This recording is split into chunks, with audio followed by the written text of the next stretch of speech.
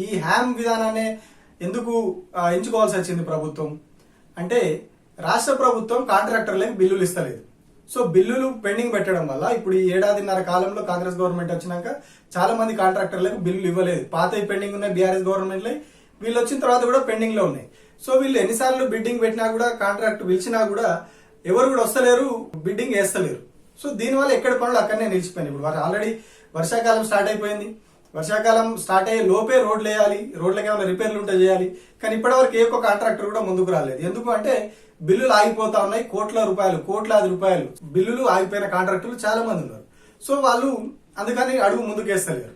దీనివల్ల ఏం చేసింది గవర్నమెంట్, మేము డైరెక్ట్ ముందే కొంత పేమెంట్ చేస్తాం, మీకు ఇట్లా హ్యామ్ విధానంలో తీసుకుందాం, 40% పేమెంట్ ఇస్తాము, మిగతా అమౌంట్ ఇట్లా దశల వారీగా మీకు 15 ఏళ్ల పాటు మీకు అక్కడ పని అప్పచెప్పేసి మీకు 15 ఏళ్ల పాటు ఇస్తామని చెప్పేసి కాంట్రాక్టర్ల బాధ తీర్చింది తప్పితే ప్రజల మీద భారం మోపింది. మన జేబులకి చిల్లు పెడతా ఉన్నది, ఎక్స్ట్రా భారం. ఇప్పుడు మనం ఇక్కడ నుంచి ఇప్పుడు మన ఊరు నుంచి ఇంకో ఊరికి పోతే ఖచ్చితంగా డబ్బులు కట్టాలి మనం. మరి దారుణం ఏంటంటే సింగిల్ రోడ్లు, డబుల్ రోడ్లు, చాలా మండల కేంద్రాలకు డబుల్ రోడ్లు ఉంటాయి.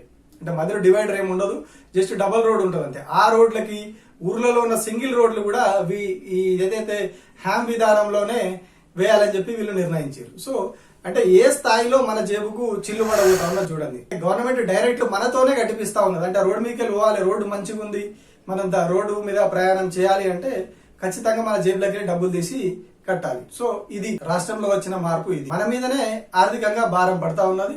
దేశంలో జాతీయ రహదారులకు మాత్రమే ఉండే ఈ హ్యామ్ విధానాన్ని తీసుకొచ్చి గల్లీ రహదారులకు కూడా అన్వయింపజేసి ఇప్పుడు కంప్లీట్ గా రూరల్ రోడ్లని కూడా టోల్ రోడ్లుగా మారుస్తా ఉన్నారు. గవర్నమెంట్ టోల్ గేట్లు పెట్టుకొని డబ్బులు మన దగ్గర వసూలు చేస్తుంది, మనం టోల్ గేట్ కట్టిపోయి ఆ రోడ్ దాటాలి. సో ఇది మనకు గవర్నమెంట్ ఇచ్చినటువంటి ఒక మంచి గిఫ్ట్ అన్నట్టు.